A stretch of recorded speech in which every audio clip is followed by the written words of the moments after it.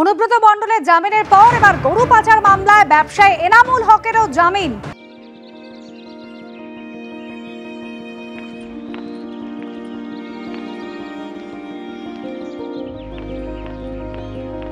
ইডির মামলায় এনামুল হককে জামিন দিল সুপ্রিম কোর্ট। সিবিআই এর মামলায় আগে জামিন পেয়েছিলেন এনামুল হক।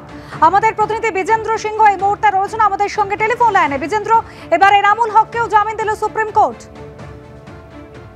হ্যাঁ অনুসুয়া, দেখা যাচ্ছে ক্যাটাল স্মাগলিং যে গরু পাচার মামলা ছিল সেটাতে যারা যারা জেলবন্দি ছিলেন তাদের মধ্যে অনেকেই এখন বেল পাচ্ছেন। আমরা দেখেছি সুকন্যা মণ্ডল আগে বেল পেয়েছেন দিল্লি হাইকোর্ট থেকে, তারপর অনুব্রত মণ্ডল প্রথমে সিবিআই কেসে সুপ্রিম কোর্ট থেকে বেল পেয়েছিলেন এবং শুক্রবার তিনি রাউস এভিনিউ কোর্ট থেকে ইডি কেসে বেল পেয়েছেন। এখন এনামুল হক, যাকে আগে সিবিআই অ্যারেস্ট করেছিল তারপরে ইডি অ্যারেস্ট করেছিল, সিবিআইয়ের কেসে তিনি সুপ্রিম কোর্ট থেকে বেল পেয়েছেন। ইডির মামলাতেও আজকে সুপ্রিম কোর্ট তাকে বেল দিয়েছে এবং হিয়ারিং চলাকালীন তার আইনজীবী মুকুল হকি আজকে কোর্টে জানান যে প্রায় 4 বছর সে জেলে রয়েছে। প্রথমেই সিবিআই অ্যারেস্ট করেছিল, 13 মাস জেলে ছিল, তারপরে ইডি অ্যারেস্ট করে 2 বছর 2.5 বছর হয়ে গেল সে এখন জেলে রয়েছে। এটাতে যদি ম্যাক্সিমাম পানিশমেন্টও হয় তাহলে 7 বছরের শাস্তি হয়। সেক্ষেত্রে প্রায় 4 বছর এখনো তদন্তই চলছে এবং সেটাতে জেলে রয়েছে, চার্জশিট ফাইল হয়ে রয়েছে এবং ট্রায়াল এখনো স্টার্ট হয়নি। এই গ্রাউন্ডগুলোতে তিনি অ্যাপ্লিকেশন করেন, তবে আপত্তি করা হয় ইডির তরফ থেকে। আইনজীবী বলেন যে প্রায় 45 কোটি টাকার লেনদেন হয়েছে, এখানে দুর্নীতি রয়েছে।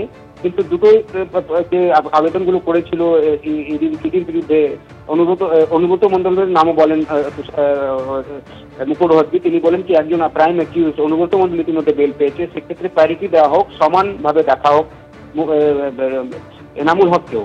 কোর্ট এখন যখন অর্ডার দিয়েছে অনুসভা, সেটাতে তারা জানিয়েছেন এক হলো প্যারিটি দেওয়া হচ্ছে, যেহেতু বাকিরা অ্যাকিউজরা ছাড়া পেয়েছেন এটাতে, তো তাকেও ছাড়া হবে। এবং দ্বিতীয়ত তারা বলেছেন যে যেহেতু দীর্ঘদিন সে জেলে রয়েছে, প্রায় 4 বছর জেলে রয়েছে, 7 বছর এখানে ম্যাক্সিমাম পানিশমেন্ট রয়েছে, তাই তাকে বেল দেওয়া হচ্ছে সুপ্রিম কোর্টের তরফ থেকে। অর্থাৎ বলা যেতে পারে এই কেসে প্রথমে আমরা দেখলাম অনুব্রত বেল পেলেন, তার কন্যা বেল পেলেন এবং এখন এনামুল হক সুপ্রিম কোর্ট থেকে বেল পেয়েছেন।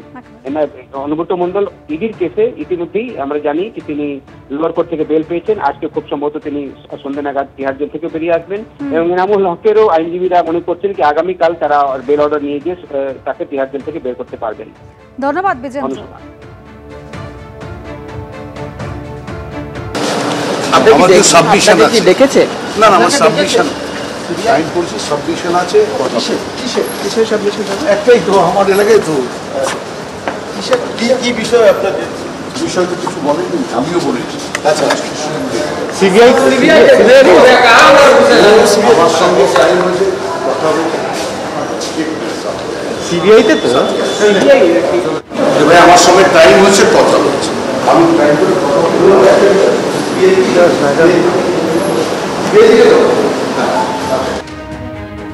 আমাদের প্রতিনিধি প্রকাশ সিনহা এই মুহূর্তে সরাসরি রয়েছেন আমাদের সঙ্গে। প্রকাশ, যেদিন ঘটনা ঘটেছিল অর্থাৎ 9 তারিখ, সেদিন এই নির্মল ঘোষকে হাসপাতালে একাধিকবার দেখা যায়, সন্দীপ ঘোষের সঙ্গে কথা বলতে দেখা যায়, এমনকি শ্মশানেও তাকে দেখা গিয়েছিল।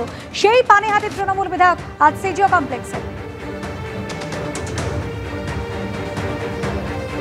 একদম অনুসরণ আমরা দেখতে পাচ্ছি প্রায় 45 মিনিট হয়ে গেছে। নির্মল ঘোষ, পানিহাটির তৃণমূল কংগ্রেসের বিধায়ক, তিনি সিবিআই দপ্তরে এসে পৌঁছেছেন এবং তার যে জিজ্ঞাসাবাদের প্রক্রিয়া, সেই প্রক্রিয়া ইতিমধ্যেই শুরু করেছেন সিবিআই এর গোয়েন্দারা। কিন্তু সবচেয়ে বড় প্রশ্ন, কেন তাকে তলব করা হয়েছে? সিবিআই সূত্রের খবর, এতদিন ধরে তদন্ত করে তারা কিন্তু একাধিক সাক্ষীদের বয়ান, এমন কি কিছু ফুটেজ রয়েছে যেখানে দেখা যাচ্ছে যে নির্মল ঘোষ সেদিন কিন্তু হাসপাতালে ছিলেন, এই দাবি কিন্তু সিবিআই তরফে করা হচ্ছে। এবং তারা এটাও তদন্ত করতে জানতে পেরেছেন যে নির্মল ঘোষ সেই মর্গের কাছাকাছি ঘোরাঘুরি করছিলেন। এমনকি একাধিক বয়ান রয়েছে যে নির্মল ঘোষ সেদিন কিন্তু সন্দীপ ঘোষের সঙ্গে একটি বৈঠক করেছিলেন এবং সৎকারের সময় যখন দেহ নিয়ে যাওয়া হয় সেখানেও কিন্তু তিনি অ্যাক্টিভ ছিলেন, সক্রিয় ছিলেন। অর্থাৎ পানিহাটির তৃণমূল কংগ্রেসের একজন বিধায়ক, তার এলাকা থেকে অনেকটা দূরে আরজিকর হাসপাতাল, সেখানে তিনি কেন গেছিলেন? তাহলে কি কেউ ডেকেছিল, নাকি কারোর নির্দেশ ছিল, নাকি তিনি সদিচ্ছায় সেখানে পৌঁছে গেছিলেন? এই প্রশ্ন করা হবে।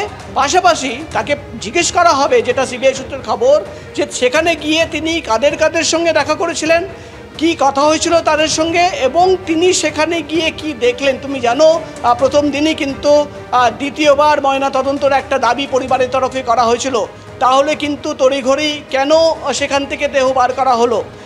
একাধিক তথ্য রয়েছে, একাধিক প্রশ্ন রয়েছে, যেটা সামনে রেখে কিন্তু ইতিমধ্যেই পানিহাটি তৃণমূল কংগ্রেসের বিধায়ক নির্মল ঘোষকে জিজ্ঞাসাবাদ করা হচ্ছে, তার বয়ান রেকর্ড করা হচ্ছে। তুমি জানো অনুসুয়া, এর আগে কিন্তু সুপ্রিম কোর্ট থেকে শুরু করে আমাদের লোয়ার কোর্টেও কিন্তু একাধিকবার বারবার লার্জার কনস্পিরেসির কথা বলা হয়েছে সিবিআই তরফে, এবং কোর্ট বলেছে লার্জার কনস্পিরেসিতে কারা কারা রয়েছে বা কীভাবে এই লার্জার কনস্পিরেসি সেটা খুঁজে বার করতে হবে।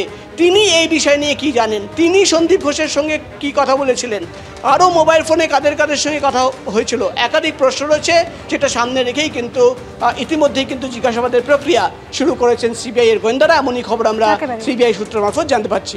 ধন্যবাদ প্রকাশ। তৎকালীন অধ্যক্ষ সন্দীপ ঘোষের সঙ্গে নির্মল ঘোষের সেদিন ঠিক কি কথা হয়েছিল তাই জানতে চাইছে সিবিআই, এবং সেই সূত্রে পানিহাটির তৃণমূল বিধায়ক নির্মল ঘোষ, তাকে এই মুহূর্তে সিজিও কমপ্লেক্সে ডেকে পাঠিয়ে জিজ্ঞাসাবাদ করা হচ্ছে। সকাল 10:30 নাগাদ তৃণমূল বিধায়ক তিনি এসেছেন।